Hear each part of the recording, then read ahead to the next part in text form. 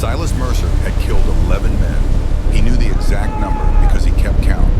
In a notebook, small, leather-bound, tucked in the bottom of his rucksack where nobody would ever find it. 11 names, 11 faces, 11 sets of eyes that stopped seeing.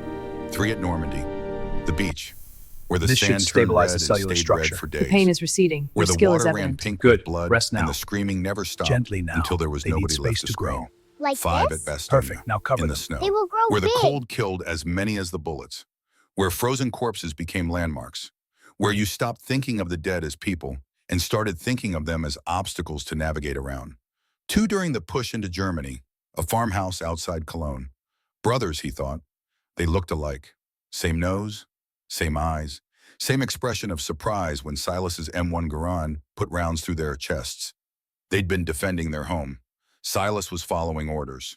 Neither fact made them any less dead. And one, the last one, April 19th, 1945, Berlin, a kid, maybe 17, maybe younger, carrying a Panzerfaust he barely knew how to hold. The rocket launcher was almost as big as he was. His hands shook.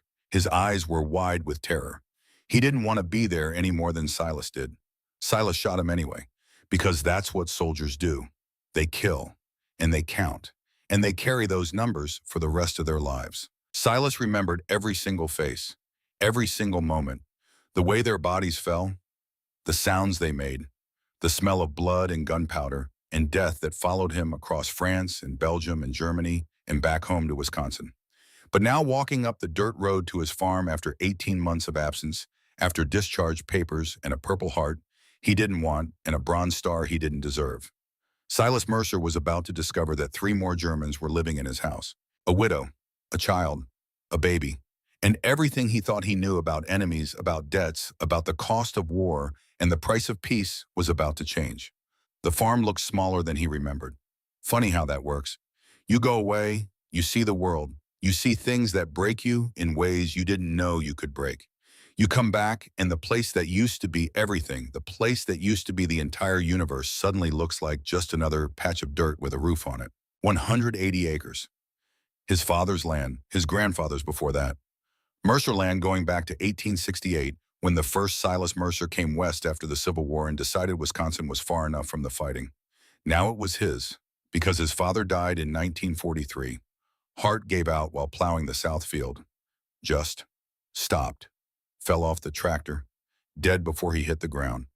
And his mother, Ruth, who died in December of 1944, while Silas was freezing in a foxhole in Belgium eating snow because it was cleaner than the mud, and praying to a God he wasn't sure he believed in anymore that the German artillery would hit somewhere else, anywhere else. Heart attack, the telegram said. The telegram that caught up with him 3 weeks after they buried her in the frozen ground of Riverbend Cemetery next to his father. He hadn't been home since. Couldn't. The war didn't care that his mother was dead. The war needed bodies. American bodies to throw at German bodies until one side ran out. The Germans ran out first. Silas survived. He wasn't sure which was worse. Now here he was, October. The air smelled like wood smoke and rotting leaves and the particular kind of cold that came before winter. The kind that promised snow. The kind that said summer was a memory and spring was a long way off. The house sat at the end of a long driveway, white clapboard, 2 stories, porch running the length of the front. His father built that porch in 1928. Silas had helped. He was 10 years old, handed his father nails all summer, held boards steady, learned about right angles and level surfaces and the satisfaction of building something with your hands. The roof looked different. Silas stopped walking. 40 yards from the house. Just stopped and stared. The roof, the shingles, they were new, not brand new, but newer than they should be, newer than they had any right to be. The last time Silas saw this house, half the shingles were missing. Storm damage. Spring of 1944. His mother wrote about it in her letters. The ones that followed him across Europe. Said she'd get it fixed when she could afford it. When the war ended, when Silas came home. But she died before the war ended. And Silas came home to a roof that was whole, complete, every shingle in place. Someone had fixed it. Someone had been here. Someone had been living in his house. Silas's hand moved without thinking, down to his hip, where his M1911 used to sit. The weight of it, the cold metal against his ribs. The comfort of knowing that if things went wrong, you had 7 rounds of .45 caliber problem-solving capacity. But there was no pistol there. He'd turned it in. Fort Dix, September 20th, discharge. 3 weeks of paperwork and medical examinations and psychiatric evaluations where doctors with clean hands and soft voices asked him how he felt about killing people. Fine, Silas told them. I feel fine.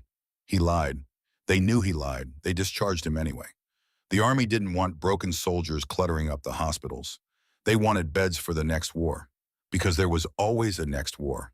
Still, his hand went to his hip, where the pistol should be, muscle memory. The kind that doesn't forget, the kind that wakes you up at 3 in the morning reaching for a weapon that isn't there to fight an enemy that isn't coming. He walked closer, slow, scanning. The way they taught him, the way that kept you alive when every doorway might hide a sniper and every pile of rubble might hide a mine.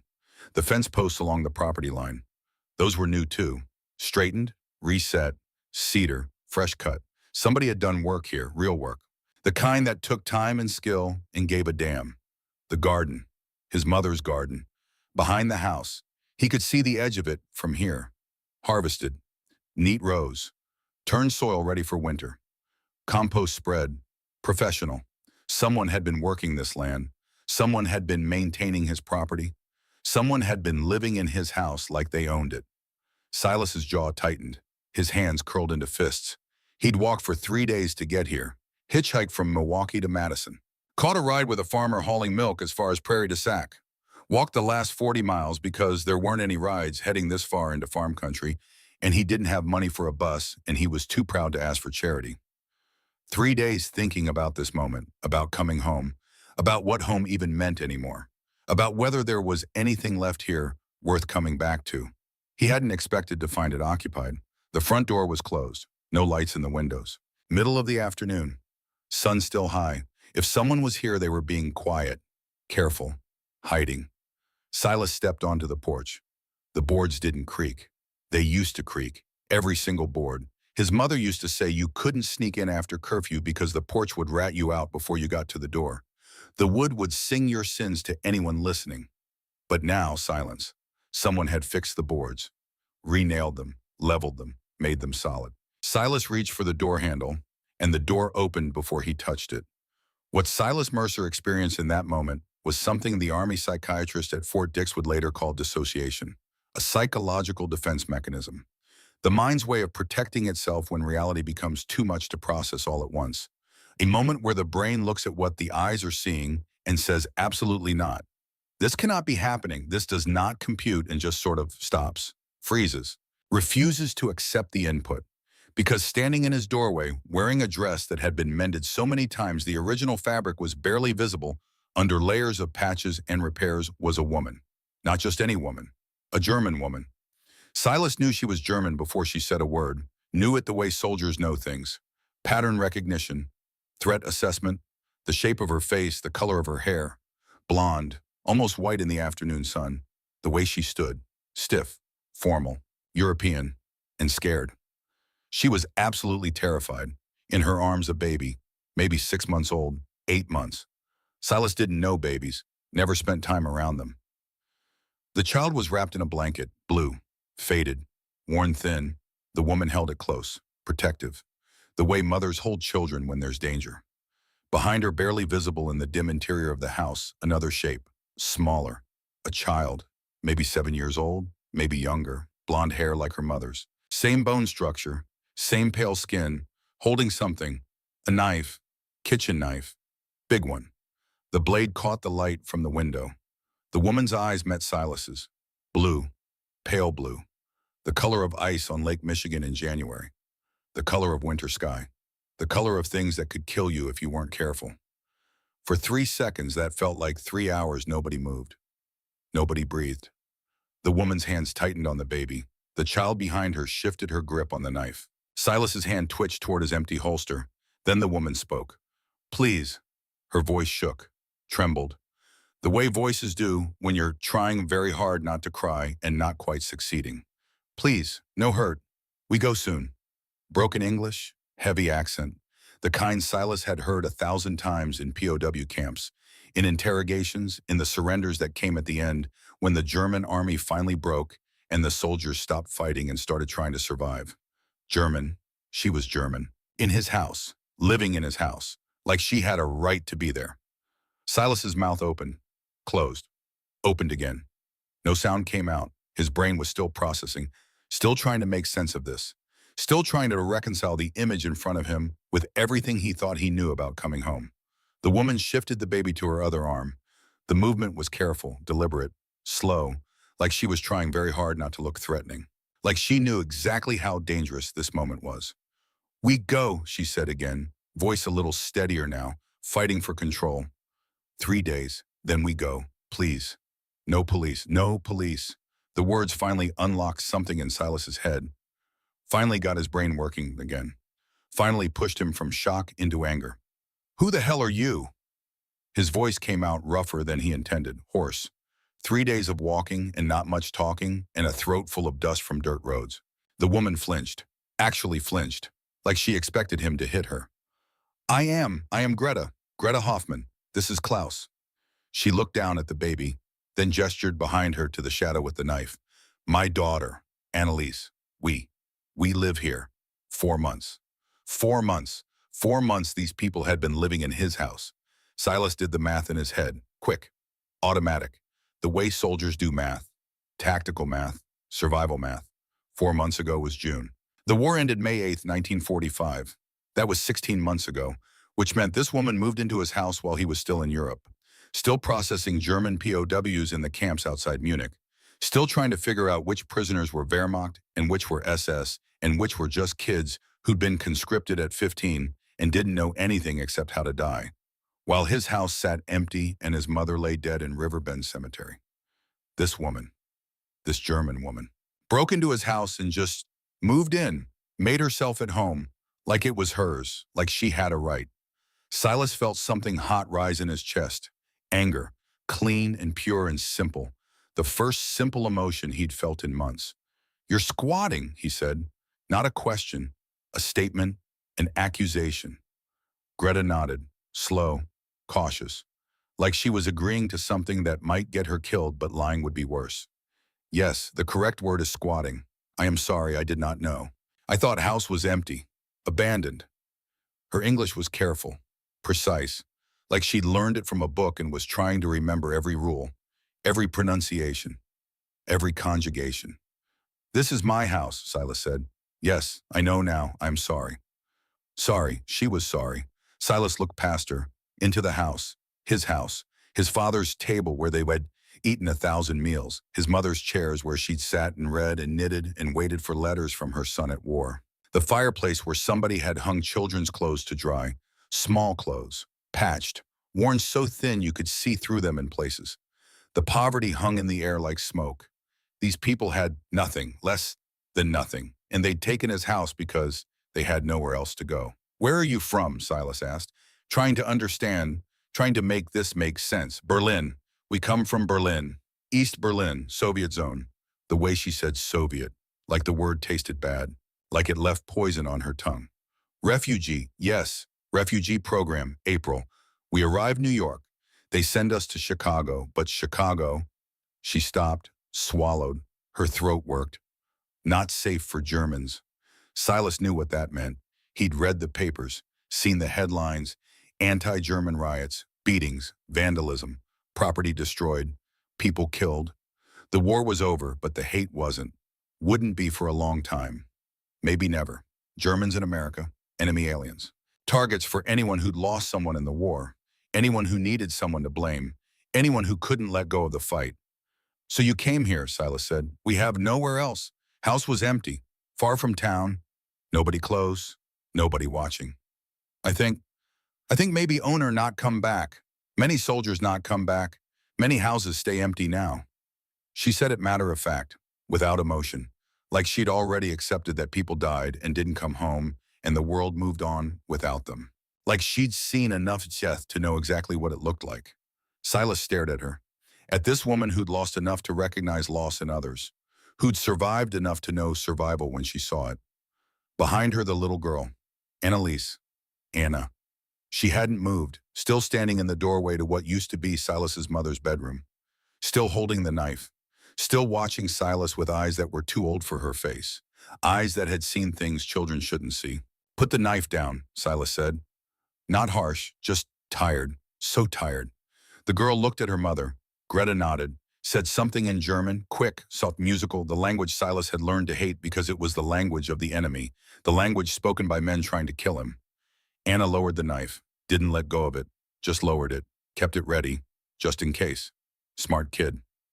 "I should call the sheriff," Silas said, testing, watching for the reaction. Greta didn't argue, didn't plead, didn't beg. She just nodded. "Yes, you should. We will go. They will take us. Put us in camp maybe, or send us back to Germany, to Soviet zone, where we run from."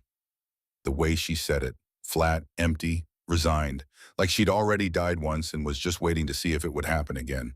Like survival was something that happened to other people, and she was just along for the ride until the universe decided she'd had enough. "Anna will cry," Greta continued, voice quiet, matter of fact. "Klaus will cry. I will not cry because German widows do not cry where Americans can see. We have pride, yes, even when we have nothing else. We have pride." Widow, she was a widow, of course she was. Every third woman in Europe was a widow. The war had killed 60 million people. Soldiers, civilians, men, women, children, everyone. "We will leave," Greta said quietly. "We will die somewhere between here and wherever somewhere is. Winter is coming. We have no money, no family, no friends. But you will have your house back. Clean, fixed, better than before. This is fair trade, yes." She said it the way someone describes the weather. Simple, factual, inevitable. Like death was just another thing that happened, and you accepted it and moved on. Except you couldn't move on when you were dead. Silas looked at her, really looked. She was maybe 30, 32, thin, too thin.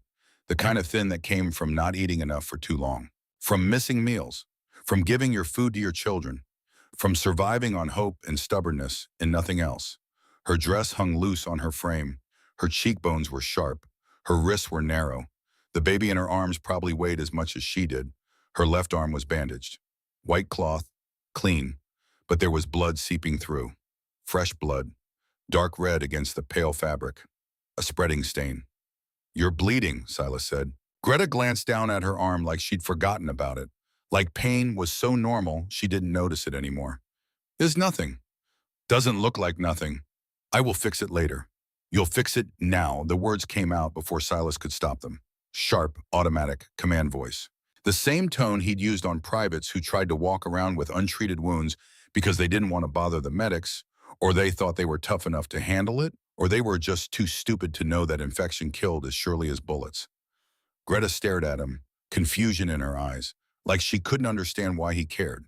Like American soldiers weren't supposed to care about German wounds. "You are not calling sheriff." Silas didn't answer, couldn't answer, didn't know how to answer. Because the smart thing, the right thing, the legal thing was to call Sheriff Crenshaw and have these people removed. Trespassing, breaking and entering, squatting. But looking at this woman, at these children, at the blood on the bandage and the fear in their eyes, and the way they held themselves like they were ready to run or fight or die depending on what happened in the next 10 seconds. Looking at them. Silas couldn't do it, couldn't make the call. Not yet. Instead, he stepped past her, into the house. His house. It smelled different. Not bad, just different. Clean. Soap. Something cooking. Potatoes maybe? And bread. Fresh bread. The yeast smell. The warm smell. The smell his mother used to make when she baked on Sundays. When was the last time this house smelled like bread? The interior was exactly as he remembered it, and completely different. Same furniture, same layout, same paintings on the walls, same photographs on the mantel, but everything was clean, scrubbed, spotless. The floor, the windows, the curtains, his mother's curtains. Someone had washed them, mended them where they'd torn, hemmed them where they'd frayed. The table was set, 2 plates, 2 cups, 1 small bowl for the baby, cloth napkins folded neatly, silverware that had been polished until it shone, like they'd been expecting someone for dinner, like this was a home and not just a house where people hid. Silas walked to the table, set his rucksack down, the weight of it, 40 pounds, everything he owned, everything he'd carried across Europe and back. Greta hadn't moved from the doorway, still holding Klaus, still scared, still waiting to see what he'd do. Anna stayed by her mother, knife still in hand, eyes locked on Silas, tracking his every movement. "Sit down," Silas said. "I should sit down." Not angry, not threatening, just final. The voice that meant this wasn't a request. Greta sat, carefully, slowly, like she was lowering herself onto glass that might break. She shifted Klaus to her right arm, extended her left arm onto the table. The bandaged one, the bleeding one. Anna moved to her mother's side, put the knife on the table, within reach, kept her hand on it, still ready, still smart. Silas dug through his rucksack, found what he was looking for, a small canvas pouch, medical kit, standard issue, army medic kit. He'd carried it since Normandy, through France and Belgium and Germany, through battles and surrenders and everything in between. Never went anywhere without it. Too many times he'd needed it and didn't have it. Watched men bleed out because there was no medic and no supplies and nothing to do but hold their hand while they died. He didn't want to watch anyone else die, not if he could help it. "Let me see your arm," Silas said. Greta hesitated, then slowly, carefully, she laid her arm on the table, palm up, vulnerable. The bandage was soaked through, dark red in the center, spreading, fresh bleeding. Not good. Silas pulled a chair closer, sat down, started unwrapping the cloth. His hands were steady. Trained, the medics in Belgium had taught him. Bastogne. When there weren't enough doctors and every sergeant had to learn battlefield medicine or watch their men die, he'd learned. Fast, out of necessity. "How did this happen?" he asked. "Fence, barbed wire." "When 5 days ago." 5 days, Silas looked up at her. "Why didn't you see a doctor?" Greta didn't answer, just looked at him. Those pale blue eyes, tired, so tired. She didn't need to answer. He knew why. Because German refugees didn't see doctors, couldn't afford doctors, weren't welcome at doctors. Because doctors asked questions, and questions meant authorities, and authorities meant deportation. Because these people were hiding, surviving, staying invisible. Silas pulled away the last layer of bandage and stopped. The wound was bad, deep, ragged, running from her wrist to halfway up her forearm, 8 inches, maybe 9. The kind of cut you get from climbing over barbed wire in a hurry. The kind of cut you get running from something. The edges were angry red, inflamed, hot to the touch even through his fingers, infected. Not badly yet, but getting there. "How did you really get this?" Silas asked quietly. Greta looked at him, then at her daughter, Anna, who was watching with those 2 old eyes, who understood more than she should, then back at Silas. "Chicago," she said finally. "There was. Riot. Anti-German. They find us at church, Lutheran church. We think we are safe there, but they come anyway. Windows break, people yelling, throwing rocks, bottles." She paused, took a breath. "They find us, in basement. We run, out back door. There is fence, barbed wire. I climb, cut arm. Anna climbs. I help her. We run. We hide, in boxcar, train. Come here. To Wisconsin. Walk to this house. Far from people. Safe. A riot. She'd been running from a ma, in America, in Chicago, in 1946. The war was over, but the fighting wasn't. Silas felt something twist in his gut, something uncomfortable. Something that felt like shame, but he didn't know why he should feel ashamed. He hadn't been in Chicago, hadn't thrown rocks, hadn't chased refugees.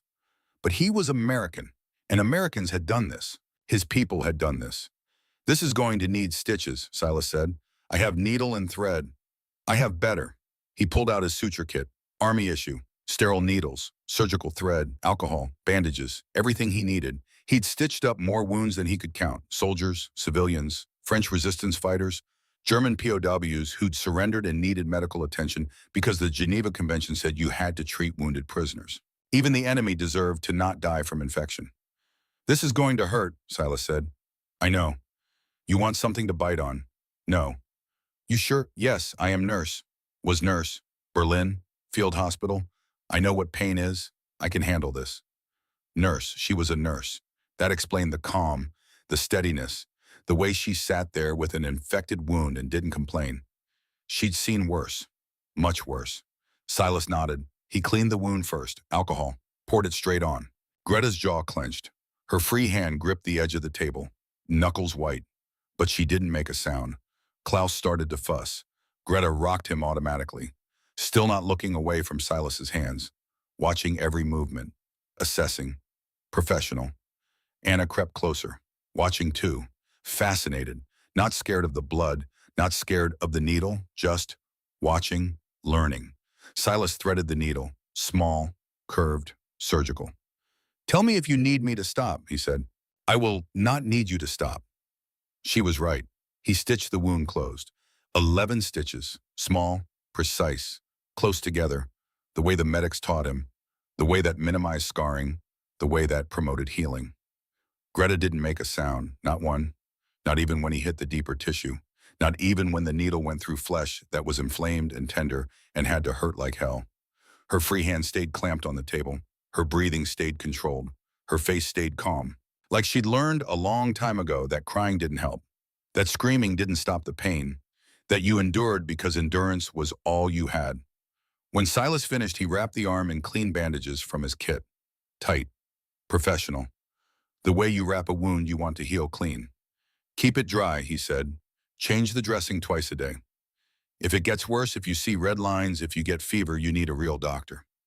"Thank you." The words were quiet, almost a whisper. Like she wasn't used to being helped. Like kindness was foreign and strange, and she didn't know what to do with it.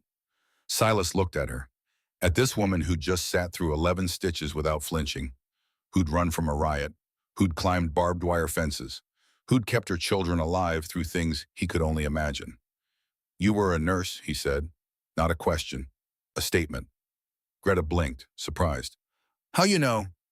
"The way you didn't react. You've seen worse, done worse. This was nothing." A pause, then, "Yes, Berlin, field hospital, during bombings. I worked there 3 years, 1942 to 1945. 3 years, in a field hospital, in Berlin, during the Allied bombing campaign. The same bombing campaign Silas's unit had supported. The same bombs that fell on that city night after night, turning it into rubble, into ash, into hell on earth. This woman had been there, on the receiving end, picking up the pieces, stitching together what was left. Silas didn't need to ask what she'd seen. He already knew, had seen the aftermath, had walked through Berlin in May of 45 when the city finally fell, seen the destruction, the bodies, the survivors who looked like ghosts. She'd been there for all of it. "Mama," Anna's voice, small, uncertain. The first time Silas had heard her speak English, Greta said something in German, soft, reassuring. The kind of thing mothers showers say to children when things are scary but they're trying to pretend they're not. Anna nodded, but didn't put the knife down, didn't stop watching Silas, still didn't trust him, still smart. Silas packed up his medical kit, put it back in his rucksack, zipped it closed. "I'll make tea," Greta said suddenly, standing, moving to the stove, still holding Klaus. The baby had fallen asleep against her shoulder, small, peaceful, unaware. "You don't have to. You must be tired from walking. Tea helps. I make good tea." She moved around the kitchen like she owned it, knew where everything was, put a kettle on the stove, added wood to the fire, pulled down cups, measured tea leaves. Comfortable. Practiced. Familiar. This was her kitchen now. Her home. Even if it wasn't supposed to be. The stove was warm. Something was already cooking. A pot. Potatoes and something green. Cabbage, maybe. The smell was simple. Clean. Poor people food. Filling but not fancy. Greta poured the tea. 2 cups. Steam rising. The smell of herbs. Mint. Something else. She set 1 cup in front of Silas. Sat down across from him with the other. Klaus still asleep on her shoulder. Silas picked up the cup, looked at it. The tea was dark, strong, but not bitter. Something sweet in it. Something that made it smell like home. "Honey," Greta said, answering the unasked question. "And mint. From garden. Your mother planted, I think. Americans drink tea like punishment. Should taste like reward." She said it simply, stating a fact, not judging, just observing. Silas took a sip. It was good. Better than anything he'd had in 18 months. Better than the coffee at Fort Dix. Better than the stuff they served in the mess halls. Better than the bitter French cafe that tasted like dirt. This tasted like peace, if peace had a flavor. 4 months, Silas said. "You've been here 4 months. Why this house?" Greta sat across from him, quiet for a moment, thinking, choosing her words. Was empty, she said finally, far from village. Nobody close enough to notice smoke, nobody watching. Safe. She paused. And has garden, behind house, already growing, potatoes, carrots, onions, beans. Someone plant them and leave, I think. Maybe person who plant them not come back. War takes more than gives back. She was talking about his mother. About the garden Ruth Mercer planted in the spring of 1944, right before she died. The garden, she said, would feed Silas when he came home. But she didn't live long enough to see him come home. Didn't live long enough to harvest what she planted. My mother planted that garden, Silas said quietly. Greta went very still. Her cup stopped halfway to her lips. Her eyes widened slightly. I am sorry, I did not. She died, December 1944. I was in Belgium, Bastogne. Silence, the kind of silence that sits between people who've both lost too much, who know what grief tastes like, who understand that sorry doesn't fix anything, but sometimes you say it anyway because what else is there to say? Greta didn't offer condolences, didn't say she was sorry for his loss, didn't do the thing people do when they don't know what to say and just fill the air with words. She just sat there, being quiet, the way people who understand grief can be quiet together. The way shared loss creates a language that doesn't need words. After a long moment, she spoke. My husband, Gustav, Hauptmann, Captain, Wehrmacht artillery. He was soldier. He died in war. 1945, March. Not in battle, in prison camp. American prison camp, Indiana. After war was almost over. March 1945, American POW camp, Indiana. Silas's blood went cold, because he knew. Suddenly, terribly, he knew. Camp Atterbury, he said, voice hollow, not a question. Greta's eyes snapped to his, shocked. How could he know? Yes. How you, I was there, February to March. Guard duty, 3 weeks while my unit rotated. The world tilted, shifted, rearranged itself into a pattern Silas didn't want to see. Camp Atterbury, Indiana. February 1945. He'd been there. Guarding German POWs, hundreds of them, captured during the Battle of the Bulge, during the push into Germany, surrendered soldiers, defeated, broken, waiting to go home. And there'd been a fire, kitchen fire in the barracks, grease fire, spread fast, trapped 3 American guards. A German officer organized the prisoners, led them in, pulled the guards out, saved their lives, could have escaped in the chaos, could have run, could have tried, didn't. Went back into the fire to make sure everyone got out, hauled out 2 more prisoners who were unconscious from smoke, kept going until everyone was safe. That officer, Captain, Wehrmacht artillery, Gustav Hoffmann. Silas remembered him now. Quiet, reserved, spoke decent English. Blue eyes, blonde hair, mid-30s, the kind of soldier you could respect even though he was the enemy. Silas had been one of the guards, one of the 3 who would have died if Gustav hadn't organized the rescue. He'd thanked the man, shook his hand, said he owed him one. 2 weeks later, Gustav was dead, died from injuries sustained in the fire, lung damage from smoke inhalation, infection, pneumonia, died in the camp hospital. They'd buried him in the POW section of the camp cemetery. American flag on the coffin because he'd saved American lives. Military honors because some debts transcend nations. Silas had attended the funeral, stood in the cold March rain, listened to the chaplain say words about sacrifice and bravery and doing the right thing even when it's hard. And now he was sitting in his kitchen, drinking tea with that man's widow, looking at that man's children. The universe had a sick sense of humor.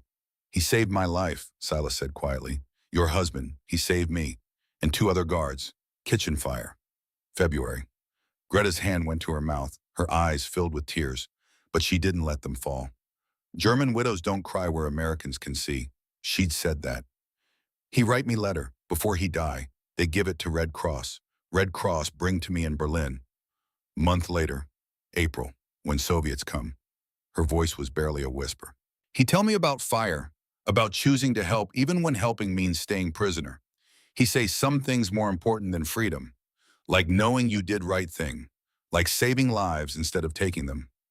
She stopped, took a shaky breath. He say, if I die here, I die doing something good. Tell Anna I love her. Tell her Papa was hero, even if nobody remember. Silence, long, heavy, full of things that couldn't be said and didn't need to be. Silas sat there, cup in his hands, looking at this woman, this widow, this mother, whose husband saved his life, whose husband died in an American prison camp, whose family ended up in his house by sheer random chance, by accident, by fate, by whatever force moves the universe in ways we can't predict. And he realized, sitting there, looking at her, at Anna, at sleeping Klaus, he realized he couldn't make them leave, couldn't call the sheriff, couldn't turn them out, because he owed Gustav Hoffman a debt, a life debt, the kind you can't repay to a dead man, but you can pay forward to his family. 1 week, Silas heard himself say. Greta looked up, confused, hope and fear fighting in her eyes. What? 1 week, you can stay 1 week, that's it, that's all I'm offering. We can stay. 1 week, 7 days, you keep the house clean. You don't cause trouble, you stay out of sight. After that, we'll see. Maybe you'll have somewhere else to go by then. Greta stared at him like he'd just offered her the moon and the stars and every impossible thing. Yes, we understand. Thank you so. Don't thank me. This isn't charity. I don't know what it is, but it's 1 week. That's all. 1 week is better than no weeks, Greta said quietly. We accept. We will be good guests. You will not know we are here. Silas nodded, stood up, picked up his rucksack. I'll take the upstairs bedroom, the small one. You and the kids keep the main bedroom. Stay out of my way. I'll stay out of yours. Yes, of course. He walked to the stairs, stopped, turned back. And Greta, yes, change that bandage tonight and in the morning. Like I said, infection kills as sure as bullets. I will, thank you. Silas went upstairs, to the small bedroom that used to be his. Narrow bed, single window, door that locked from the inside. He closed the door, set his rucksack down, sat on the bed, and wondered what the hell he'd just done. The first week was uncomfortable in the way that everything new and wrong is uncomfortable, like wearing someone else's boots. They technically function, they get you where you need to go, but they feel strange at every step. They rub in the wrong places, they don't fit quite right, and you spend all day aware that they're not yours. That's what living with 3 Germans felt like. Silas woke before dawn, every morning, like clockwork, 5:30. Sometimes 5. His body wouldn't let him sleep past that. The army had trained it into him, and the training never left, even when he wanted it to. But Greta woke earlier. He'd come downstairs at dawn and find her already working, already doing the 1,000 small tasks that keeping a household alive required, sharpening kitchen knives at the whetstone his father used to use, mending clothes with needle and thread so fine he could barely see it, feeding Klaus, changing him, keeping him quiet so he wouldn't wake anyone, preparing breakfast, oatmeal, coffee, sometimes bread if they had flour. She never made conversation, never said good morning, never acknowledged him beyond a small nod. Neither did he. They moved around each other like 2 cats sharing territory by pretending the other one didn't exist, by staying in their own spaces, by avoiding eye contact, by making themselves as small and invisible as possible. It worked for about 3 days. Then Anna decided she'd had enough of silence. Why you breathe so loud when you sleep? Silas was drinking his morning coffee. Black, strong, the way he liked it, the way his father drank it, the way soldiers drank it when they needed to wake up fast and stay awake. He choked. Coffee went down the wrong pipe. He coughed, sputtered, set the cup down hard, looked up. Anna stood in the doorway to the kitchen, hair uncombed, still in her nightdress, bare feet, looking at him with those 2 serious eyes like she'd just asked the most normal question in the world. What? You breathe loud. At night, like. She thought about it, made a sound, a sort of rattling wheeze, deep in her throat. It was a surprisingly accurate imitation of snoring. I don't snore, Silas said. Yes, you do. No, I don't. Mama says you snore. I hear you snore. Klaus hear you snore, but he is baby, so he does not care. House hears you snore. Only you not hear you snore because you are asleep. The logic was airtight, annoying, but airtight. Silas set down his coffee cup, carefully, fighting the urge to smile despite himself. That's called snoring. Adults do it. It's normal. Mama not snore. Klaus not snore. Only you snore. Maybe you are sick. Maybe you have curse. Father Steinberg at church in Chicago say soldiers sometimes bring curses home from war.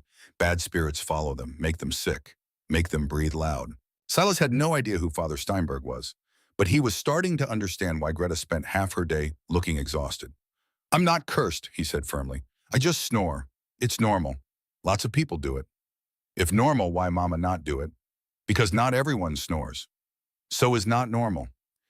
Look, can we not have this conversation before I finish my coffee?" Anna considered this, tilted her head, studied him like he was a puzzle she was trying to solve. "Okay, we have after coffee. How about we don't have it at all? But then you never know if cursed. How is? And if cursed, you need priest. And priest costs money. Better to know now before curse gets worse." "I'm not, Annalise." Greta's voice cut through the kitchen like a blade. Sharp, quiet, absolute. Anna's mouth snapped shut. She looked at her mother. Greta stood in the doorway to the bedroom, Klaus on her hip. Her expression was calm, but her eyes were hard. The kind of hard that meant this conversation was over. She said something in German. 3 words. Fast. Clipped. The tone a mother uses when patience has run out. Anna's shoulders slumped. "Yes, Mama."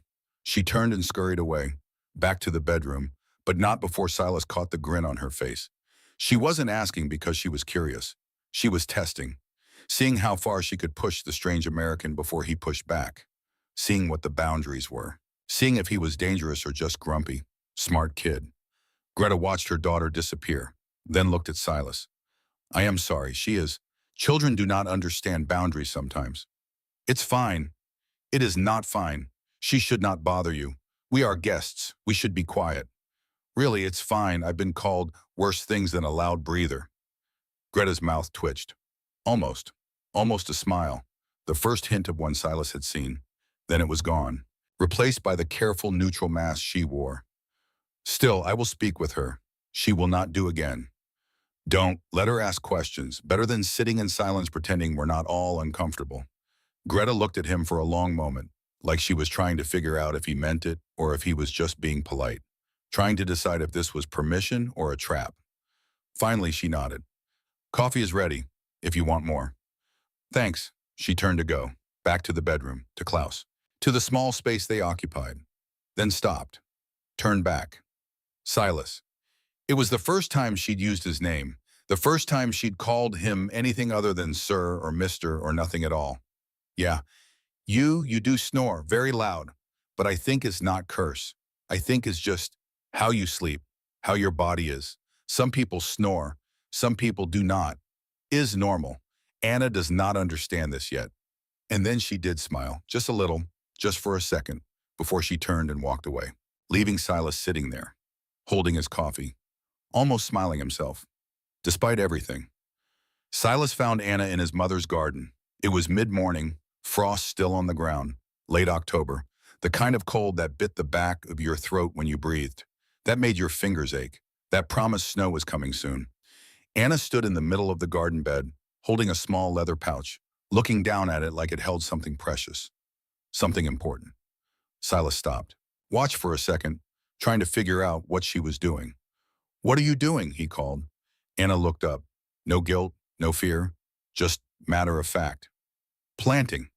Like this should be obvious. Like standing in a frozen garden in late October was the most normal thing in the world. "Planting what?" She opened the pouch, held it out so he could see. Inside, seeds, apple seeds, small, brown, dried. And Silas's heart stopped, because he knew those seeds, knew exactly where they came from, knew exactly what they meant. Those were seeds from his mother's apple trees, the old orchard on the far edge of the property. The trees his grandfather planted, the trees that produced the best apples in the county. Sweet, crisp, perfect for pies. The seeds Silas had collected before he shipped out. Put in a leather pouch, kept in his rucksack, carried through France and Belgium and Germany, through battles and surrenders and everything in between. The last piece of his mother he had left, the last physical thing, the only thing. He'd planned to plant them someday, when things were settled, when he had time, when he felt ready, but he'd kept them in the pouch, safe, protected, waiting.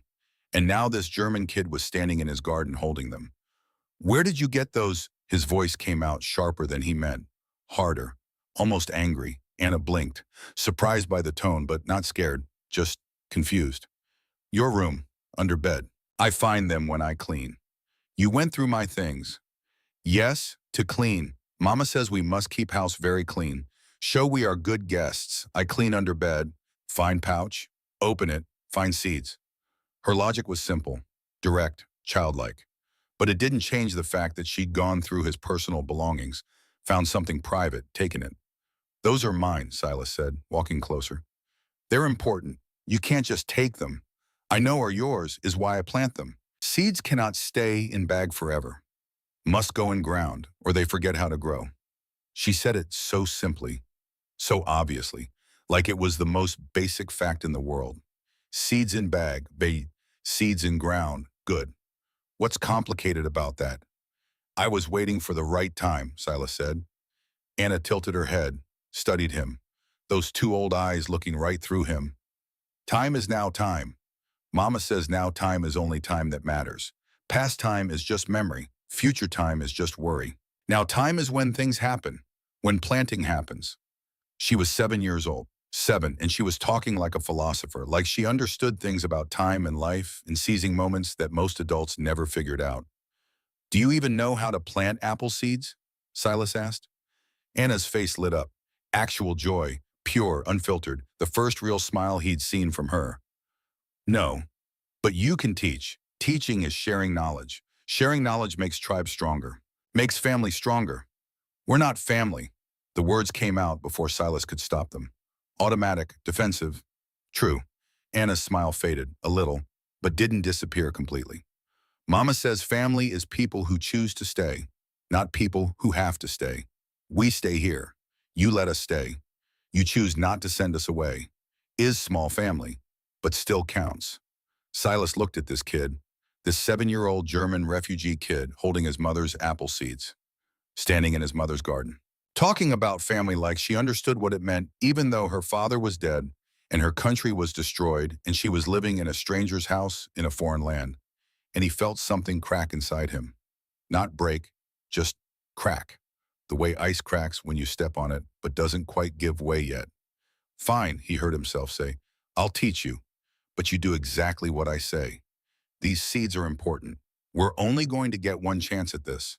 Anna's smile came back full force. Brilliant, genuine. Yes, we make trees, good trees, trees that last forever. They spent the next hour in the garden, Silas showing Anna how deep to dig. 6 inches, no more, no less. How to space the seeds, 3 feet apart. Give them room to grow, room to spread their roots. How to mark where each one went. Small stakes, so you didn't forget and step on them later. So you could find them in spring when they sprouted. How to water, not too much, not too little, just enough to keep the soil damp. How to protect them from frost. Mulch, straw, leaves, anything to insulate. How to hope without expecting. Because some seeds grow and some don't. Because nature doesn't care about your plans. Because all you can do is try. Anna listened, really listened, paid attention to every word, asked questions, smart questions. Why 6 inches? Why not 5 or 7? 6 inches is deep enough to protect from frost, but shallow enough for the shoot to reach sunlight. How do you know if seed is good or bad? You don't, not until you plant it. Some seeds look perfect and never grow. Some seeds look dead and sprout anyway. You just have to try. What if frost kills them? Then we try again next year. That's all you can do. Keep trying. She absorbed it all, remembered everything. When Silas showed her something once, she got it. Muscle memory, visual learning, the kind of intelligence that didn't need repetition. The kid was sharp. Greta watched from the kitchen window. Silas could feel her eyes on them, could sense her presence, watching, assessing, making sure her daughter was safe, making sure this wasn't a trick, making sure the American soldier who'd killed 11 Germans wasn't going to hurt her child. When he finally looked up, she was still there, just watching.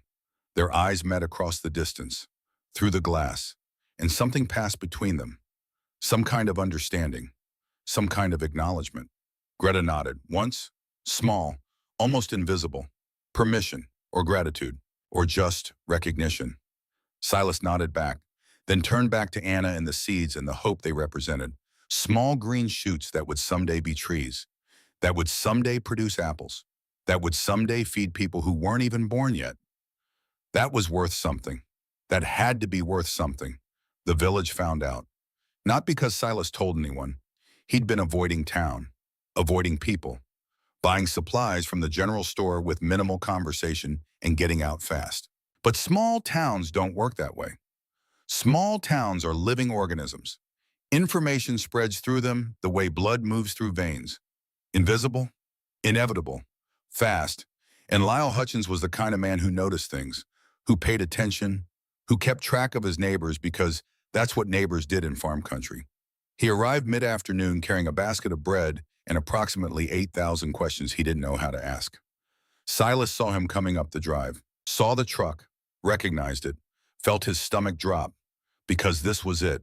This was the moment everything got complicated, everything got public, everything got dangerous. He met Lyle at the porch before he could get to the door, before he could see inside, before anything got worse. Lyle? Silas. They shook hands, firm, brief, the way men did, the way neighbors did, the ritual of greeting that meant something even when you didn't know what. Lyle was 48, broad shoulders, farmer's hands, calloused, rough, the kind of hands that came from 40 years of hard work. Good man, salt of the earth. All the things people said about Midwestern farmers who worked their land and paid their taxes and went to church on Sundays. He'd also lost his younger brother at Normandy. First wave, Omaha Beach, 22 years old, landed in the water, never made it to the sand. Drowned in 6 feet of water, weighed down by 60 pounds of gear, while machine guns tore apart everyone around him. Lyle never got over it. How could you heard you were back, Lyle said, careful, neutral. Figured I'd bring some bread. Dorothy made it. She says welcome home. Tell her thanks. That's real nice of her. Will do. Lyle handed over the basket. Fresh bread, still warm. The smell was incredible. Yeast and butter and home. Then, his eyes drifted past Silas, into the house through the screen door, where Anna had just appeared. She ducked under Silas's arm to see who was visiting. Curious, unafraid. All blonde hair and pale skin, and very obviously German features. 7 years old, small, thin, holding a rag doll that looked like it had been mended 100 times. Lyle's face went through several expressions in rapid succession. Confusion, recognition, understanding, horror. Silas. His voice was barely a whisper, strangled, like the words were fighting their way out. Is that a kid? Yes. A German kid? Yes. Lyle took a step back, then another. The basket of bread hung forgotten in Silas's hands. His face had gone pale. His hands were shaking slightly. Silas, what have you done? Anna tilted her head, studying Lyle the way she studied everything, with that intense focus, that analytical gaze. He has big fear face, she observed in English, slow, careful, accented, like dog when thunder comes. Why he is afraid. Greta appeared behind Anna, moved fast, silent, pulled her daughter back gently but firmly. Inside Liebling, now. Anna went, but kept watching through the window, eyes wide, trying to understand. Greta met Lyle's eyes, nodded once, polite, careful. Good afternoon, sir. Her English was better than Anna's, more practiced, but still accented, still clearly German. Lyle's mouth opened, closed, opened again. No sound came out. He looked at Silas, looked at Greta, looked back at Silas. That's a German woman. In your house. In your mother's house. Her name is Greta. I don't care what her name is. She's German. They're German. What the hell are they doing in your house? Silas felt something cold settle in his stomach. Knew this was coming. Knew it would be bad. But hearing the anger in Lyle's voice, the betrayal, the rage, it was worse than he expected. They needed a place to stay, Silas said. Quiet, calm, trying to de-escalate. So you're running a boarding house for Krauts now? The word hung in the air like smoke, like poison. Krauts. Silas's jaw tightened, his hands curled into fists around the basket handle. They're refugees, widow and 2 kids. They needed help. I don't give a damn if she's the widow of Jesus Christ himself. She's German. They killed my brother Silas. They killed him and thousands like him, boys from this town, boys we grew up with. And you're letting them live in your house. She's not the one who killed them. She's one of them. That's enough. She's a civilian. She's the enemy. The war's over, Lyle. Is it really because last I checked, having Germans move into American homes sounds a hell of a lot like we lost. Sounds like they won after all. Silas stepped off the porch, putting himself between Lyle and the house, between Lyle and the women and children inside. She's not invading. She's surviving by stealing your house, by living in an empty building nobody was using. It's still your house, your mother's house, your father's house, and you're just letting them have it, letting them take it. For now, yes. For now, Silas, do you hear yourself? These people, their country, their army killed 60 million people. 60 million, my brother was one of them. Your mother died because of them. Silas's hands tightened. His voice dropped. Dangerous, low.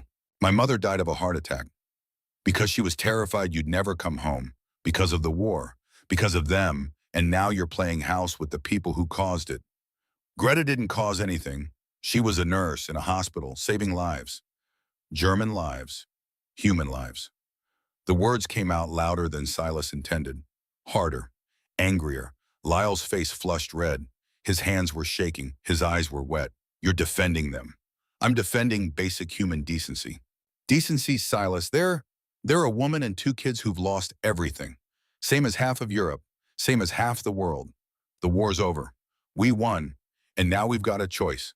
We can keep fighting, keep hating, keep making sure the next generation grows up ready to kill each other, or we can stop. Stop, just like that. Yeah, just like that. Lyle shook his head, stepped back, looked at Silas like he was looking at a stranger. You're making a mistake. Maybe. The village is going to lose their minds when they find out. Let them. Silas, I'm not changing my mind, Lyle. They're staying, at least for now. And if you've got a problem with that, you know where the road is. Silence, long, heavy, painful. Finally, Lyle sighed, deep, tired, defeated. I can't support this. I'm not asking you to. If they find out I knew and didn't say anything, then don't say anything. I have to. One, God, Silas, they're going to come for you. The whole village. They're going to make your life hell. Let them come. Lyle looked at him, really looked, at this man he'd known since they were kids, who'd gone off to war and come back different, harder, quieter, carrying weight nobody else could see, who was now making choices that didn't make sense, that violated every rule, every expectation, every norm. I hope you know what you're doing, Lyle said finally. I don't. Lyle nodded, once, sad, final. He set the basket of bread on the porch railing, turned, walked back to his truck, got in, started the engine, drove away, didn't look back. Silas stood on the porch and watched him disappear down the drive, watched the dust settle, watched the world get a little smaller, a little colder, a little more hostile. Behind him, through the door, he could hear Greta talking to Anna. Quiet, German, reassuring. Klaus started to cry. That thin wail babies make when they're hungry, or wet, or just need comfort. The sounds of life happening inside his house. And Silas knew with absolute certainty. The next week was going to be a test. The village was going to find out. Word would spread, fast. And when they did, there would be consequences. The question was, how bad would they be? The village found out by nightfall. Not because Lyle Hutchins told anyone directly. He didn't have to, didn't need to. Small towns don't work that way. Small towns work like living organisms, like ecosystems. Information spreads through them the way nutrients move through soil, the way water seeps through rock, the way roots spread underground where you can't see them, but they're always there, always growing, always connecting everything to everything else. Invisible, inevitable, fast. By 6 o'clock that evening, 3 people knew. By 7, a dozen. By 8, anyone who mattered had heard some version of the story. Silas Mercer, home from the war, housing Germans in his mother's house. A woman, 2 kids, enemy nationals, living on American soil, eating American food, sleeping under an American roof. The details got twisted in the telling. The way details always do. The way telephone games work. The way truth becomes fiction becomes something in between. By the time the story reached Brennan's bar on Main Street at 9 o'clock on a Tuesday night, it had mutated into something uglier. Silas Mercer had lost his mind, shell shock, battle fatigue, combat stress, Whatever the doctors called it when soldiers came home wrong. Broken, dangerous. He was keeping German prisoners, maybe planning something, maybe working with them, and maybe a threat to the community. Someone needed to do something. And at Brennan's bar, surrounded by beer and cigarette smoke and men who'd spent the war working, while others fought, someone decided they would. Rourke Crenshaw was 32 years old. Big, 6'3", 240 pounds. Most of it muscle from 10 years of farm work and loading hay bales and fixing machinery and all the physical labor that built bodies like slabs of granite. He hadn't served. Flat feet. The draft board rejected him in 42. 4F, unfit for military service. Spent the whole war watching other men ship out. Other men fight. Other men come home heroes or come home in boxes or not come home at all. While Rourke stayed in Riverbend, working his uncle's farm, watching the world change without him, watching everyone else get glory while he got left behind. It made him angry, the kind of angry that sits in your chest like hot coals, never quite burning out, never quite cooling down, just waiting for oxygen, for fuel, for an excuse. Tonight, he got his excuse. 11 Germans, his voice carried across the bar, loud enough for half the room to hear, commanding, confident. The voice of someone who expected to be listened to.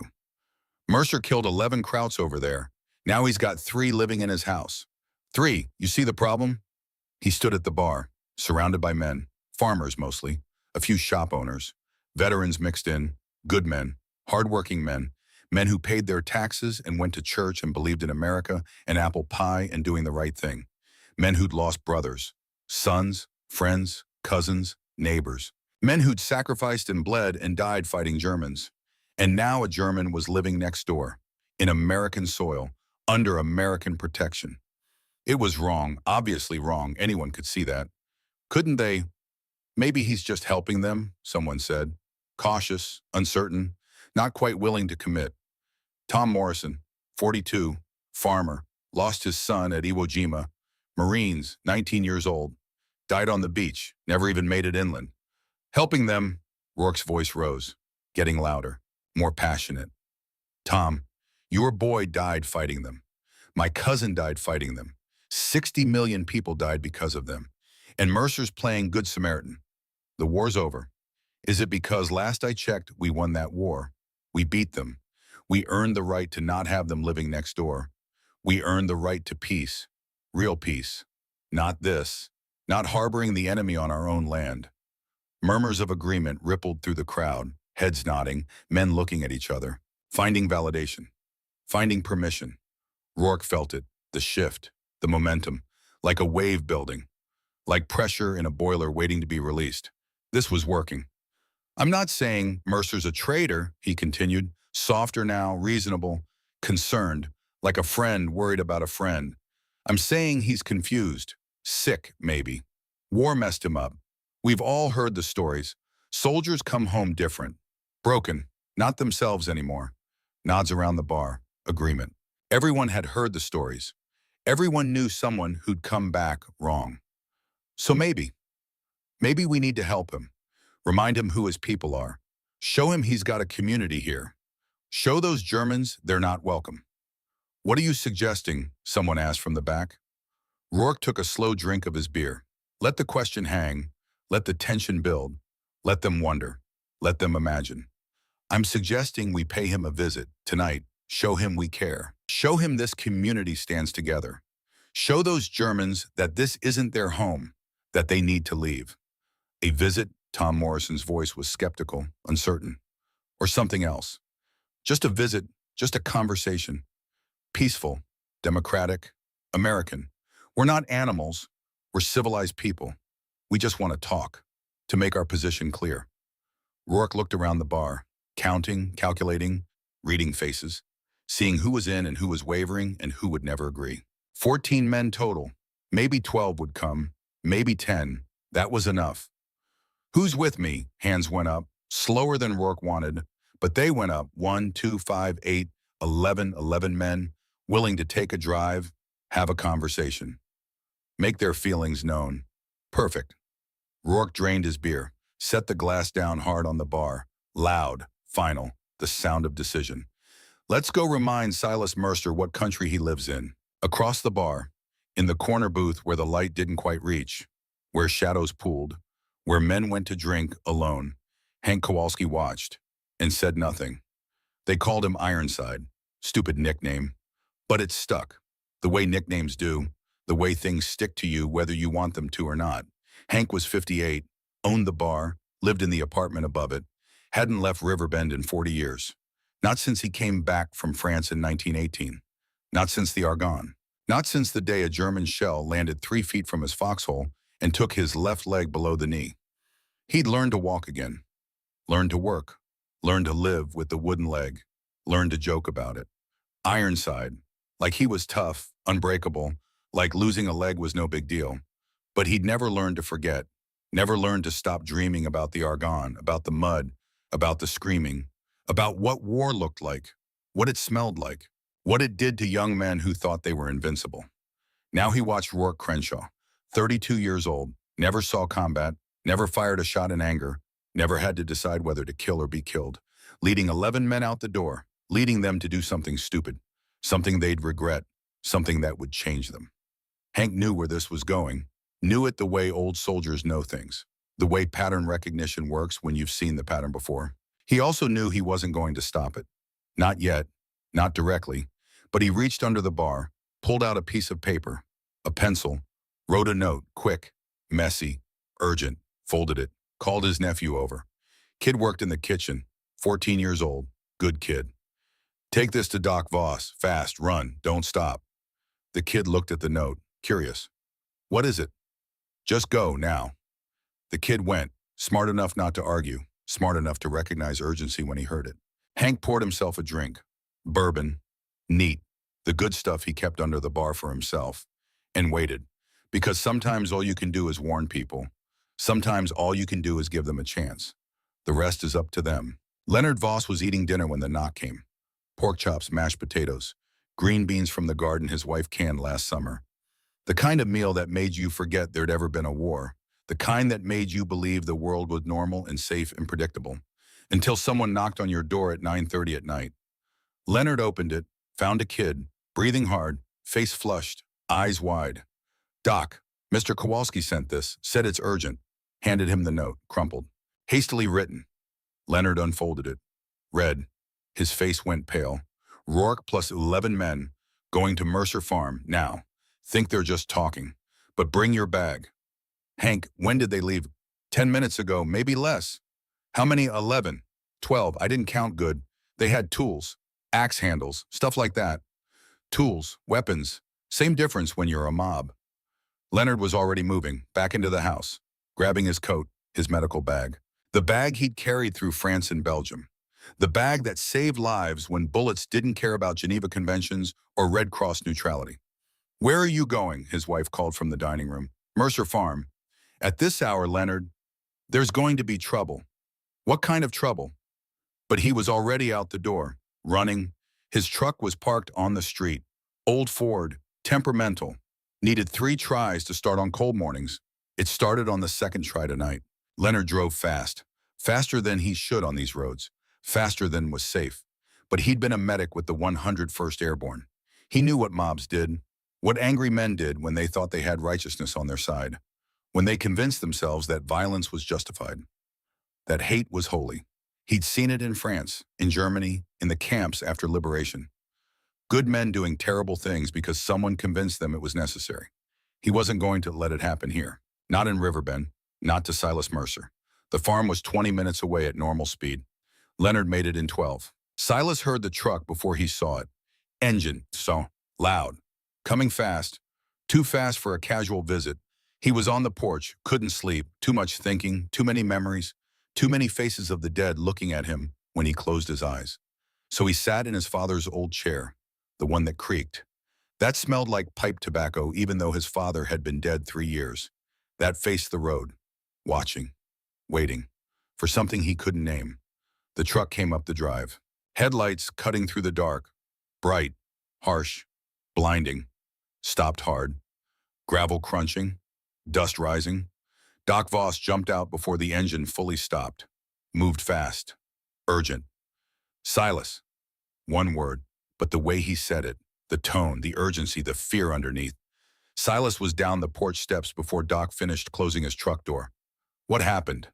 They're coming. Rourke Crenshaw and about 11 men, maybe more, from the bar. They left 10-15 minutes ago. Could be here any second. Ice settled in Silas's stomach, cold, heavy, spreading. What do they want? What do you think they know about the Germans? They're coming too. I don't know. Scare them, remove them, make a point, something. Remove them how? Doc didn't answer. Didn't need to. The silence said everything. Silas turned, looked at the house. Inside, through the window, he could see Greta putting Anna to bed, singing that German lullaby, the one about stars, about night, about safety. Klaus was already asleep in his little basket, small, peaceful, unaware. They had no idea what was coming. You need to get them out, Doc said, voice urgent, insistent. Hide them. Take them somewhere. Leave. Now. Before they get here. No. Silas. No. This is my land. My house. They want to come here, they can come, but I'm not running, and I'm not making them run either. You can't fight 11 men, maybe more. Watch me. Doc grabbed his arm, tight, desperate. I was a medic. 4 years. France, Belgium, Germany. I've seen what happens when soldiers fight civilians. It doesn't end clean. People get hurt. People die. Is that what you want? You want to kill your neighbors. You want them to kill you. Silas looked at him. At this man who'd spent 4 years patching up wounded soldiers, who knew exactly what violence looked like up close, what it smelled like, what it sounded like, what it cost. What I want is for them to leave us alone. That's not going to happen. Not tonight, maybe not ever. Then I guess we're about to have a problem. The front door opened. Greta stood there, still in her work dress, hair tied back, face calm but eyes alert. Silas, what is wrong? Nothing. Go back inside. Do not lie. I hear your voices. Something is wrong. Tell me. Silas hesitated. Part of him wanted to protect her, to shield her, to handle this without involving her. But she'd survived Berlin, survived the bombing, survived the fall, survived things he couldn't imagine. She deserved the truth. There are men coming from town. They're not happy you're here. They might try to. They might make you leave. Greta's face didn't change, didn't show surprise, didn't show fear, just acceptance, like she'd expected this, like she'd been waiting for it. How many at 11, maybe more? When soon, any minute. She nodded, once, sharp, decisive, military. We go, we pack, we leave now. Before they come, take children. Run. Is better this way.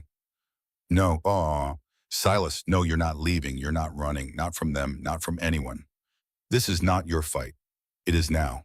Greta stared at him, those pale blue eyes searching, trying to understand, trying to figure out why this American soldier would risk everything for 3 Germans he barely knew. Why you do this? We are nothing to you. You're under my roof, that makes it my business. Your husband saved my life.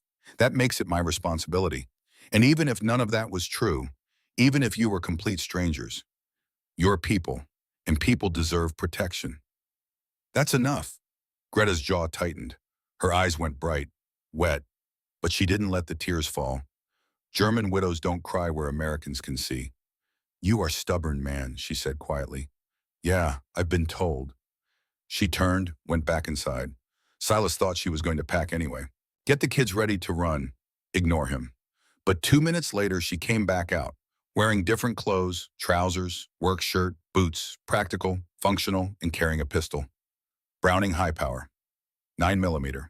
Black, worn, well-maintained. Silas stared. Where the hell did you get that? Berlin Field Hospital. Wehrmacht give to all medical staff. For protection from looters, from Soviets, from anyone who try to hurt patients. Her voice was flat, factual.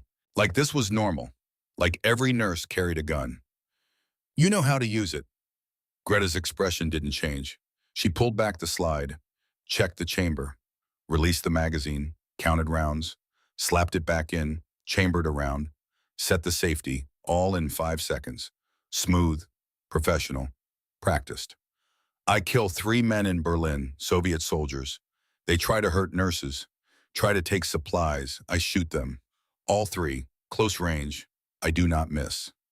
She said it the way you'd describe making breakfast. matter of fact, empty of emotion. Like killing was just another thing that happened during wars, another skill you learned, another line you crossed. Doc Voss breathed something that might have been a prayer or a curse. Greta looked at Silas. If they come, I fight. I protect my children. You understand, did Greta they on them? You understand? Silas nodded slowly. Yeah, I understand. Good. She moved to check the windows, the sight lines, the approaches, tactical, military, the way someone who'd defended a field hospital would think. I have rifle, Silas said. M1 Garand, upstairs, 8 rounds, semi-automatic. You get it. You stay with the kids. Yes. Silas went inside, took the stairs 2 at a time. His rifle was under the bed, wrapped in oilcloth. He'd cleaned it before discharge. Old habit. Soldiers never trust a dirty weapon. Never know when you might need it. He unwrapped it, checked it. The metal was cold. Solid. Familiar. The weight of it. The balance. The feel of the stock against his shoulder. 8 rounds in an en-bloc clip. The distinctive ping when it ejected. The sound of empty. The sound that could get you killed if you weren't paying attention. He loaded it, grabbed extra ammunition. 30 rounds total. More than he should need. Hopefully more than he'd need. He came back downstairs, found Greta in the kitchen, talking to Anna. Quiet, German, fast. Anna nodded, serious. Too serious for 7. She picked up Klaus from his basket, held him carefully, the way she'd been taught. I tell her to go upstairs, Greta said. Hide under bed with Klaus, lock door. No matter what she hears, she stays there, until I come get her. Good. Anna looked at Silas.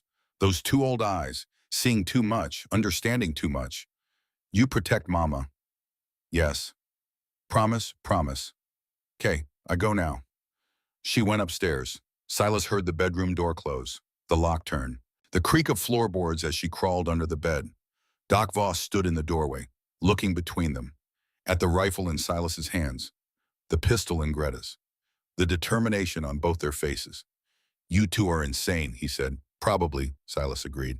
I should leave before they get here. If they see my truck, they'll know someone warned us.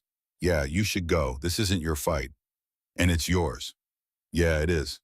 Doc hesitated, looked like he wanted to argue, wanted to stay, wanted to do something. But he had a wife, a practice, patients who needed him, a life that didn't include getting killed by a mob. If anyone gets hurt, Doc said finally, you come get me. I don't care what time it is. I don't care if it's the middle of the night. You come get me. You understand. Understood. Doc left. His truck started, pulled away, taillights disappearing down the drive, leaving Silas and Greta alone, on the porch, waiting. The night was cold. Stars out. No moon yet. The darkness that comes before moonrise. The darkness that hides things. Quiet except for the wind in the trees, the creak of branches, the small sounds of night, and the distant sound of engines. Getting closer. Multiple vehicles, coming fast. Silas's hand tightened on his rifle. His heart was steady, calm, the way it got before combat, the way training kicked in and adrenaline sharpened everything without clouding it. Beside him, Greta checked her pistol one more time. Safety off now, finger alongside the trigger guard. Not on the trigger, not yet, but ready. They didn't speak, didn't need to, just stood there side by side. 2 people who'd survived wars preparing to face one more battle, hoping it wouldn't come to shooting, knowing it might. And the engines got louder. The first week was uncomfortable in the way everything new and wrong is uncomfortable, like wearing someone else's boots. It technically functions but feels strange at every step. Silas took the small bedroom upstairs, the one that had been his as a child. Before the war, before the world changed, the bed was narrow, single mattress. The springs creaked when he lay down. The ceiling had a water stain from where the roof used to leak, but it was fixed now. Greta had fixed it before he came home, before she knew who owned this house or whether they'd ever return. She'd fix things because that's what you do when you have a place to live and you want to keep it. You maintain, you repair. You make it better because better means it lasts longer. Greta and the children took the main bedroom and on the ground floor. His parents' old ballroom, big bed, fireplace, close to the kitchen in case Klaus needed something in the night, in case they needed to run, because they were always ready to run.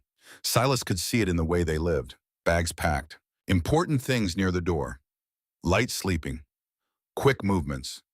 People who'd learned that safety was temporary and you had to be ready to move when it ended. They stayed out of each other's way, mostly.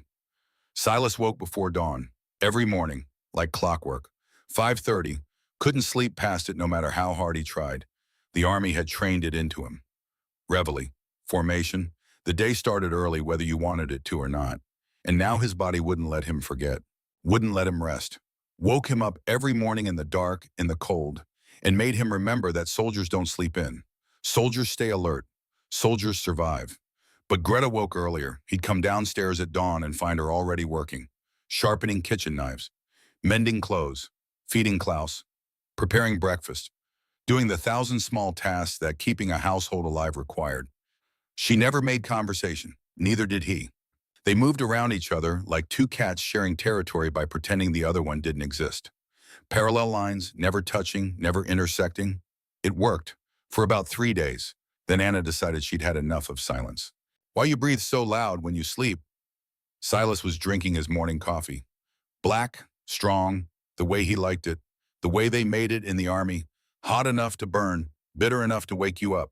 No sugar, no cream, just coffee and willpower. He choked, coughed, set the cup down hard enough to slosh. What? Anna stood in the doorway to the kitchen, hair uncombed, still in her nightdress, bare feet on the cold floor, looking at him with those two serious eyes that made her look older than 7. You breathe loud, at night, like wind through cave. She made a sound, a sort of rattling wheeze, deep in her throat. Surprisingly accurate. It was snoring. She was imitating his snoring. I don't snore, Silas said. Yes, you do, very loud, like bear or pig, or I do not know American animal that makes loud sleep noise. But you sound like it. That's called snoring. Adults do it. Mama not snore. Klaus not snore. Only you snore. Maybe you sick. Maybe you have curse from war. Soldier curses. Ghost following you. Making you breathe wrong. Silas set down his coffee cup carefully. Counted to 5 in his head. Reminded himself that this was a child. A 7-year-old child. Who'd been through hell and was making conversation the only way she knew how. By asking questions that made him want to throw himself out a window. I'm not cursed, he said firmly. I just snore. It's normal. Lots of people snore. If lots of people do it, why mama not do it? Because not everyone snores. Some people do, some people don't. I'm one of the ones who does. So is not normal, is special. Special you breathing. Look, can we not have this conversation before I finished my coffee? Anna considered this seriously, tilted her head, thought about it like it was a genuine philosophical question. Okay, we have after coffee. How about we don't have it at all? But then you never know if cursed or just special breathing. Is important to know difference. One needs doctor, other needs priest. I don't need either. How you know if you do not check Annalise? Greta's voice cut through the kitchen like a blade. Sharp, quiet, absolute. The voice that meant, stop talking right now or there will be consequences. Anna's mouth snapped shut, mid-word, like someone had flipped a switch. She looked at her mother. Greta stood in the doorway to the bedroom, Klaus on her hip, hair tied back, already dressed for the day, even though the sun wasn't up yet. Her expression was calm, but her eyes were hard. She said something in German. 3 words, fast, clipped, the tone that meant business. Anna's shoulders slumped. Yes, Mama. She turned and scurried away, back to the bedroom. Properly chastised, but not before Silas caught the grin on her face. Small, quick, there and gone. She wasn't asking because she was curious. She was testing. Seeing how far she could push the strange American before he pushed back. Seeing if he was safe, if he was dangerous, if he was someone they could trust or someone they needed to fear. Smart kid. Greta watched her daughter disappear, then looked at Silas. I am sorry, she is. Children do not understand boundaries. It's fine. It is not fine. She should not bother you, especially before coffee. I will speak with her. Really, it's fine. I've been called worse things than a loud breather. Greta's mouth twitched. Almost a smile, the corners lifting slightly before she caught herself and flattened them back down. Then it was gone. Still, I will speak with her. She must learn manners. American manners. Different than German manners. but still important. Don't let her ask questions. Better than sitting in silence pretending we don't exist. Greta looked at him for a long moment, like she was trying to figure out if he meant it, if this was permission or a trap, if saying the wrong thing would get them thrown out. Finally, she nodded, once. Small. Coffee's ready, if you want more. Thanks. She turned to go, then stopped, hand on the doorframe, not looking at him. Silas. It was the first time she'd used his name, the first time she'd called him anything other than sir or you. Yeah, you do snore, very loud, like bear, as Anna says. But I think is not curse. I think it's just how you sleep, how soldiers sleep, never fully resting, always listening, even in dreams. And then she did smile, just a little, just for a second, before she turned and walked away. On the fifth day, Silas found Anna in his mother's garden. It was mid-morning, frost still on the ground, October turning into November. The kind of cold that bites the back of your throat when you breathe, that makes your fingers numb, that promises winter is coming and it won't be gentle. Anna stood in the middle of the garden bed, wearing a coat too big for her, probably Greta's. The sleeves hung past her hands. The hem dragged in the dirt. She was holding a small leather pouch. Brown, worn, familiar. Silas stopped walking, 30 feet away, just stopped and stared. What are you doing? His voice came out sharper than he meant. Anna looked up, no guilt in her expression, no shame, just calm, like this was perfectly normal. Planting, like this should be obvious. Like what else would you be doing in a garden with a pouch of seeds? Planting what? She opened the pouch, held it out so he could see.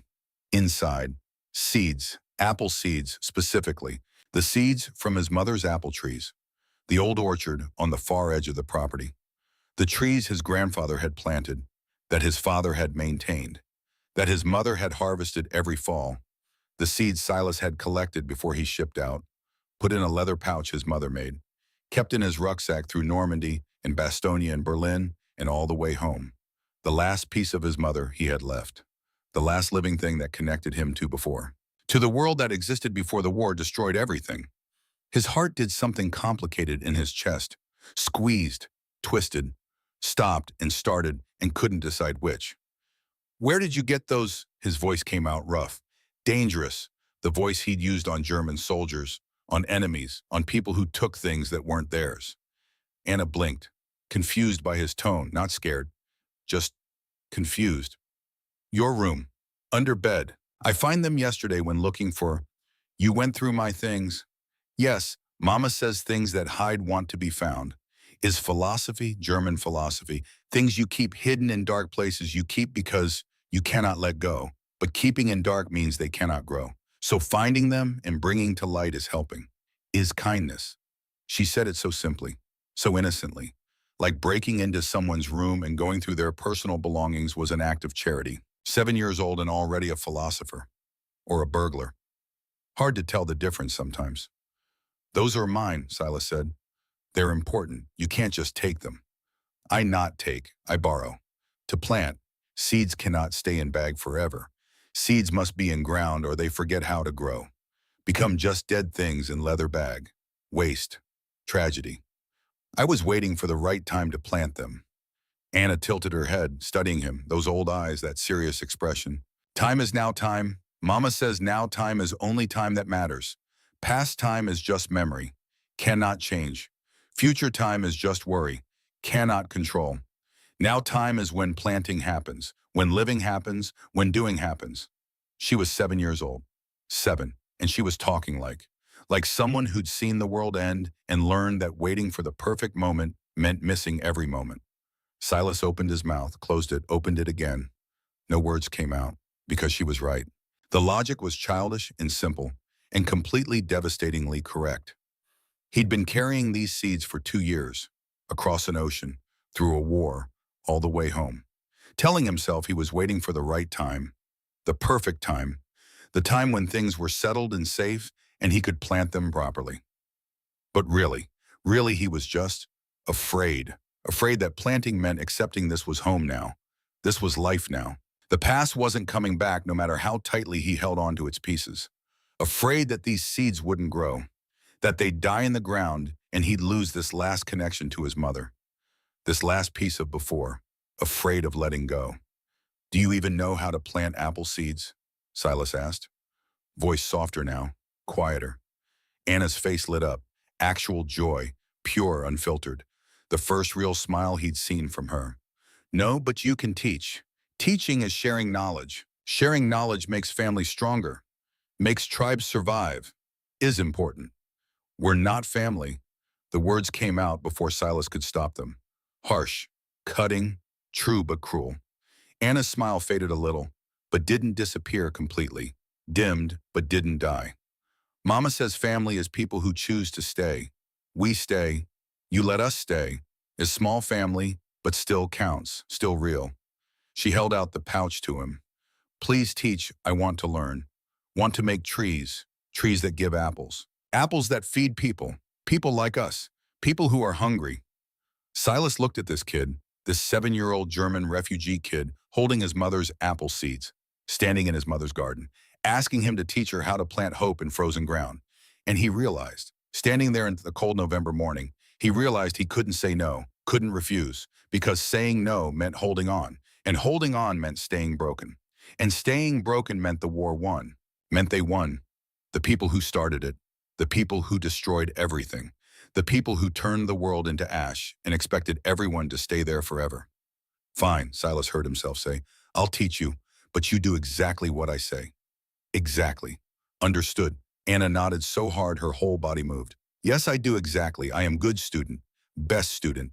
Mama says I learn fast like smart bird. Eagle of learning. Despite everything, despite the cold and the fear and the weight of 2 years of carrying these seeds, Silas almost smiled. Almost. Come on then, let's plant some trees. They spent the next hour in the garden, Silas showing Anna how deep to dig, 6 inches, not too deep or the seed drowns, not too shallow or it freezes, how to space them, 15 feet apart, room for roots, room for branches, room to grow into something that lasts, how to mark where each one went, sticks, small markers, so you didn't forget and step on them later. So you knew where to look for the first green shoots in spring, how to water, not too much, just enough, just a prayer and a hope that nature would do the rest, and how to hope without expecting, how to plant knowing that half might not germinate, that birds might eat some, that frost might kill others, that nature was cruel and random and didn't care about your hopes. But you planted anyway. Because planting was an act of faith, of defiance, of saying, I believe in tomorrow, even though yesterday destroyed everything. Anna listened, really listened, absorbed every word like she was afraid she'd forget. Like this information was treasure and she needed to hoard every piece. She asked questions, smart questions. How do you know when soil is good? How much water is too much? What if frost comes before seeds grow? And Silas answered, patiently, more patiently than he'd been with anyone in years. Because teaching was easier than remembering, easier than thinking about where these seeds came from, who planted the original trees, who harvested them every fall and made pies and preserves and kept the family fed through long winters. Easier than grief. Greta watched from the kitchen window. Silas could feel her eyes on them, watching, assessing, wondering what this meant. If this was acceptance or just temporary kindness before he changed his mind and made them leave. When they finished planting the last seed, Anna stood up, brushed dirt off her hands, looked at the garden, at the small markers showing where each seed lay buried. Now we wait, she said, simply, factually. Now we wait. How long? Spring? April? May? If they're going to grow, that's when we'll see. That is long time. Yeah, it is. Anna looked at him, those serious eyes, that old soul in a young body. Thank you for teaching, for letting me plant, for trusting me with important things. Something cracked inside Silas's chest. Not broke, just cracked. The way ice cracks in spring thaw, the first sign that frozen things can melt, that winter doesn't last forever. You're welcome. We take care of them, me and Mama. We water, we watch, we make sure they grow. This is our job now, our responsibility. We are guardians of future apples. She said it so seriously, like it was a sacred duty, like these apple trees mattered more than anything. Maybe they did. Maybe hope matters more than anything when you've lost everything else. Silas stood up, brushed dirt off his knees, looked at the garden, at his mother's garden, where his mother used to work, where she used to sing while she planted, where she used to talk to the plants like they could hear her. And maybe they could. Maybe plants know when they're loved, when they're tended, when someone cares whether they live or die. Come on, Silas said. Let's wash up. Your mother probably has lunch ready. Mama makes good soup, potato soup, very thick, very warm. You will like. I'm sure I will. They walk back to the house together. Side by side, not quite comfortable, but not quite strangers anymore either. Something in between, something undefined, something that might become family if given enough time. Behind them in the cold November garden, 12 apple seeds lay buried, waiting for spring, waiting to become trees, waiting to bear fruit, waiting to prove that broken things can heal, that destroyed things can rebuild. That hope is worth planting even in frozen ground. The village found out on day 6, not because anyone told them. Small towns don't work that way. Small towns operate on osmosis. Information spreads through the air like pollen, invisible but everywhere. You don't notice it until suddenly everyone knows and nobody remembers who said it first. By the time Silas realized people were talking, it was already too late to control the narrative. Too late to explain. Too late to do anything except deal with the consequences. Lyle Hutchins arrived just before noon, driving his truck up the long driveway, parking in front of the house, sitting there for a full minute before getting out, like he was building up courage, or deciding whether this was really necessary, or praying he was wrong about what he'd heard. Silas saw him from the upstairs window, recognized the truck, felt his stomach drop. Lyle was a good man, fair, honest, hardworking, the kind of neighbor you wanted, the kind who helped with harvests and lent tools and showed up when your barn needed raising. He was also a man who'd lost his younger brother at Omaha Beach. First wave, 22 years old, dead on the sand before he made it 20 feet from the landing craft. Lyle had gotten the telegram in June of '44, carried it in his pocket for 6 months, couldn't bring himself to throw it away, couldn't bring himself to accept it was real. And now he was here, looking at Silas's house, where rumors said Germans were living. Silas went downstairs, met him at the door before he could knock. Lyle, Silas, they shook hands, firm, brief, the handshake of men who'd known each other their whole lives but suddenly weren't sure what they were anymore. Lyle was 48, broad shoulders from farm work, calloused hands, sun-weathered face, good man, salt of the earth. All the things people say about Midwestern farmers who work hard and ask little and endure what life throws at them. Heard you were back, Lyle said. Been meaning to stop by. Dorothy made bread. She says welcome home. He held out a basket, covered with a cloth, the smell of fresh bread coming from underneath. Tell her thanks. Will do.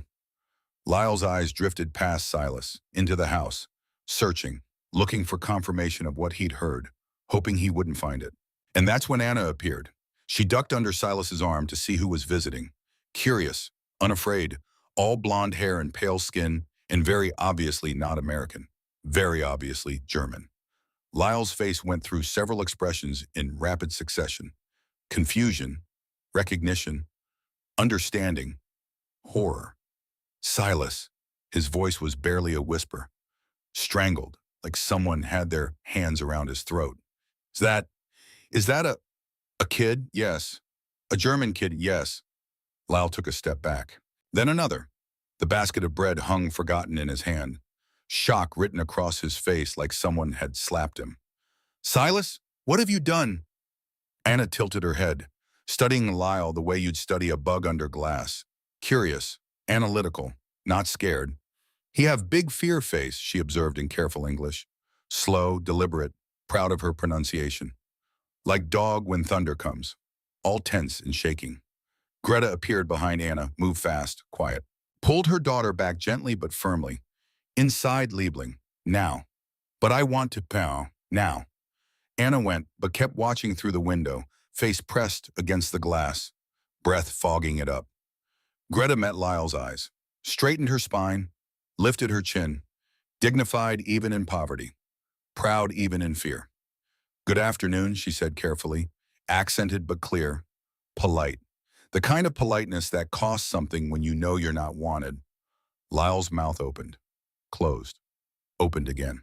No sound came out. He looked like a fish drowning in air. He turned to Silas, eyes wide, disbelieving. That's a German woman. In your house. In your mother's house. Her name is Greta. I don't care what her name is. She's German. They're German. What the hell are they doing in your house? Silas felt something cold settle in his stomach. Knew this moment was coming. Had been dreading it. Had hoped it would come later, after he figured out what he was doing. After he understood it himself. But here it was, day 6, the reckoning. They needed a place to stay, Silas said. So you're, what, running a boarding house for Krauts now? Is that it? You come home from the war and decide to house the enemy. The word hung in the air like smoke. Krauts, the slur, the insult. The word that reduced people to a category. To a thing you could hate without thinking about individuals. Silas's jaw tightened. They're refugees, widow and 2 kids. They've got nowhere else to go. I don't give a damn if she's the widow of Jesus Christ himself. She's German. They killed my brother Silas. They killed thousands of our brothers. 60,000 American boys dead. And you're giving them shelter. You're giving them our homes. She's not the one who killed them. She's one of them. Same country, same people, same enemy. She's a civilian. She's the enemy. The war's over, Lyle. Zit, Lyle's voice rose, angry now, really angry. Is it really because, last I checked, German refugees moving into American homes? Sounds a hell of a lot like invasion to me. Sounds like they're still fighting, still taking, still destroying what's ours. Silas stepped out onto the porch, closed the door behind him, putting himself between Lyle and the house, between this anger and the people inside. She's not invading, she's surviving. There's a difference. By stealing your house, by taking advantage of you, Silas, do you hear yourself? These people, their country, their army killed 60 million people. My brother was one of them. Your mother died because of the stress of you being over there fighting them. And now you're playing house with the enemy. Silas's hands curled into fists, anger rising, hot and sharp and clean. My mother died of a heart attack. Because she was terrified you'd never come home. Because of the war. Because of them. Greta didn't start the war. She's German, close enough. She was a nurse in a hospital, saving lives, not taking them. German lives. Human lives.